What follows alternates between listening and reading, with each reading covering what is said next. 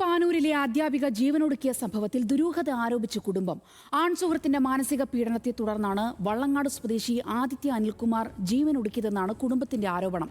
ആൺസുഹൃത്ത് ശാരീരികമായി മർദ്ദിച്ചെന്നും ആരോപണമുണ്ട്. സംഭവത്തിന് പിന്നാലെ ഒളിവിൽ പോയ ആൺസുഹൃത്തിനെ പോലീസ് പിടികൂടി ചോദ്യം ചെയ്യുകയാണ്.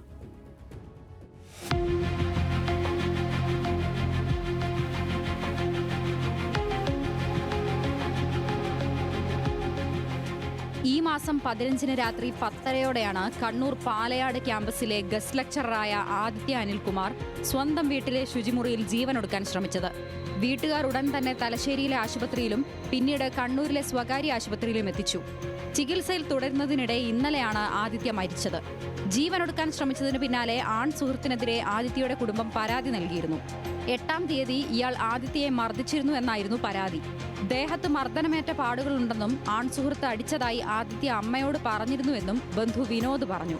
സംഭവത്തിൽ ശക്തമായ അന്വേഷണം വേണമെന്നും ആദിത്യയുടെ കുടുംബം ആവശ്യപ്പെട്ടു. അപ്പോൾ ഇവിടെ വച്ച് പരിശോധിച്ചപ്പോഴാണ് ഡോക്ടർ പറഞ്ഞിട്ടുള്ളത് ഇങ്ങനെ ക്രൂരമായ പീഡനം നടന്നിട്ടുണ്ട്, അല്ലെങ്കിൽ അടി നടന്നിട്ടുണ്ട് എന്നുള്ള കാര്യം അറിയിക്കുന്നത്.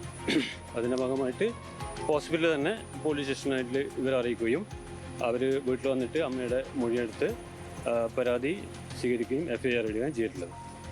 അപ്പോൾ ഇതിൻ്റെ ഭാഗമായിട്ട് ഒരു ആൺ സുഹൃത്തുമായിട്ടുള്ള ഒരു സുഹൃത്തിൻ്റെ ഇതിലാണ് ഈ സംഭവങ്ങൾ നടന്നിട്ടുള്ളത്.